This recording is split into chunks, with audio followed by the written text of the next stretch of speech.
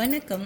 இப்போ நம்ம சேனலில் நம்ம பார்க்க போகிறது என்னென்னா, நம்ம வீட்டில் துஷ்ட சக்தி இருக்கா இல்லையான்றத எப்படி பார்க்கலான்றதை தான் பார்க்க போகிறோம். சரிங்களா? இப்போது நம்ம வீட்டில் எல்லார் வீட்லேயும்லாம் துஷ்ட சக்தி இருக்குது. ஏன்னா தெய்வ சக்தி இல்லாமல் துஷ்ட சக்தி இருக்கா, அது எப்படி வீட்டுக்குள்ளே துஷ்ட சக்தி இருக்கும் அப்படின்ற மாதிரி நிறைய பேருக்கு கேள்வி கிளம்பும். கண்டிப்பாக நான் சொல்கிறேன், ஒரு தெய்வ வழிபாடு இல்லை ஒரு வீட்டில் அப்படின்னா கண்டிப்பாக அந்த வீட்டில் துஷ்ட சக்தியோட ஆக்கிரமிப்பு கண்டிப்பாக இருக்கும். தெய்வ சக்தியோட வழிபாடு இல்லை, முன்னோர்களோட வழிபாடு இல்லை, குலதெய்வ வழிபாடு இல்லைன்னா கண்டிப்பாக அந்த வீட்டில் நடக்கும்.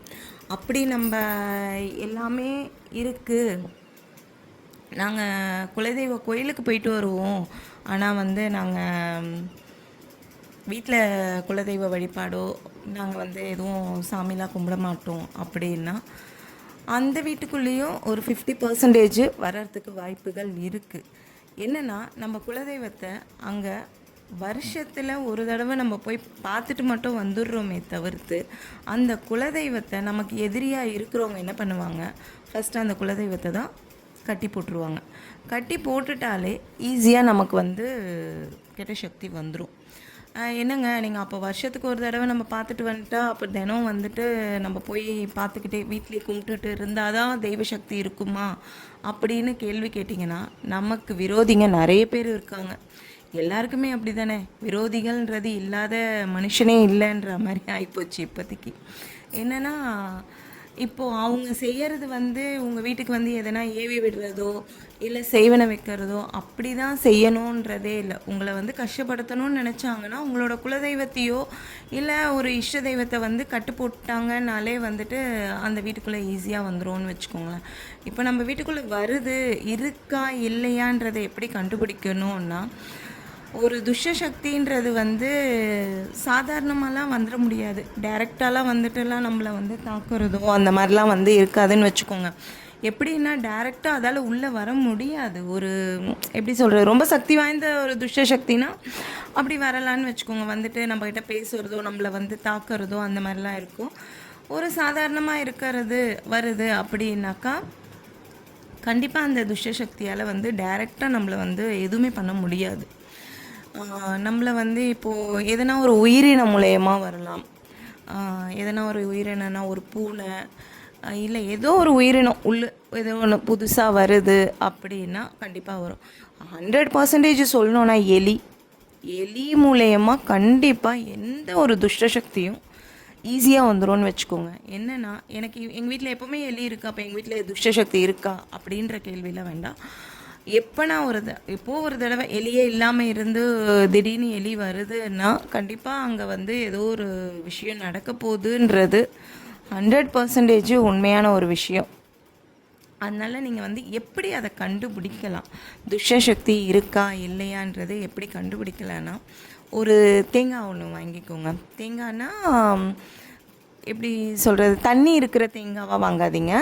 தண்ணி இருக்கிற தேங்காய்னா அது கண்டிப்பாக ஒர்க் அவுட் ஆகாது. என்னென்னா, இப்போ நம்ம வைக்கிற இடத்துல நீரோட்டம் இருக்குதுன்னா அது உருள்றதுக்கோ அசையறதுக்கோ வாய்ப்புகள் அதிகமாக இருக்குது. ஒரு தேங்காய் ஓடு தனியாக அந்த தேங்காய் தனியான்னு பிரிஞ்சு இருக்கும் பாருங்கள், அந்த மாதிரி தேங்காய் வாங்கிக்கோங்க. அந்த மாதிரி தேங்காய் இதுக்கு கண்டிப்பாக ஒர்க் அவுட் ஆகும். அந்த தேங்காய் வாங்கி அந்த தேங்காய் ஃபுல்லாக கஸ்தூரி மஞ்சளை பூசிக்கோங்க.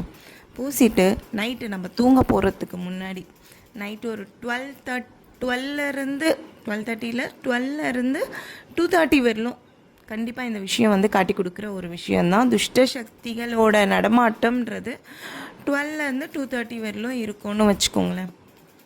நம்மளோட நில வாசப்படியில் ஒரு குங்குமத்தை வச்சுட்டு இந்த தேங்காயில் கஸ்தூரி மஞ்சளை ஃபுல்லாக பூசிட்டு மத்தியில் நடுவில் குங்குமத்தை நல்லா பெரிய புட்டை வச்சுருங்க. அதே மாதிரி நம்மளோட நில வாசப்படியில் குங்குமத்தை ஒரு கொஞ்சம் வச்சுட்டு அந்த குங்குமத்து மேலே இந்த தேங்காவை வைக்கிறதுக்கு முன்னாடி உங்களோட முன்னோரையோ அல்லது குலதெய்வத்தையோ இல்லை காளி வெரி பவர்ஃபுல் அவங்க, நல்லா எப்படி சொல்கிறது, எனக்கு ரொம்ப பிடிக்கும் அவங்கள. காளி என்ன கூப்பிட்டாலும் செய்வா. என்ன நீங்கள் எது கேட்டாலும் உடனே கொடுக்குற தெய்வம் எதுனா காளி தான். ரொம்ப எப்படி சொல்கிறது, ஒரு குழந்தைத்தனமும் இருக்குது, நல்லா உங்கள பார்க்கறதுக்கே பயமாக இருந்தாலும் வந்து நீங்கள் என்ன கேட்டாலும் குழந்த மாதிரி ஓடியாந்து செஞ்சுருவாங்க. அதனால் நீங்கள் காளியை நினச்சிக்கோங்களேன், ரொம்ப சூப்பராக இருக்கும். அதனால் காளி வந்து உங்களுக்கு உடனே காட்டி கொடுத்துருவாங்க. காளியை நினச்சிக்கோங்க, நினச்சி வைங்க. அந்த தேங்காய் வந்து குடுமி இருக்குது பாருங்கள், குடுமி வந்து தலைவாசலை பார்த்தா மாதிரி, உங்களோட நிலவாசப்படியே பார்த்தா மாதிரி அந்த குடுமி வைக்கணும். வச்சுட்டு நீங்கள் படுக்க போயிடுங்க. ஒரு மார்னிங் ஒரு 3 o'clock அப்படி ஏஞ்சி வந்து, ஏன்னா நீங்கள் அதுக்கப்புறம்னாலும் வந்துட்டு எல்லோரும் ஏஞ்சிட்டா அந்த இடத்த வந்து அசைச்சிட்டாங்க அப்படி இப்படின்னு தெரியும். அதனால் நீங்கள் வச்சதுனால 3 o'clockலாம் எந்திரிச்சு வந்து பாருங்களேன். பார்த்தீங்கன்னா அந்த தேங்காவோட குடுமி வந்து நீங்கள் எப்படி வச்சிங்களோ அப்படியே இருந்ததுன்னா உங்கள் வீட்டில் தெய்வசக்தி இருக்குன்றது அர்த்தம்.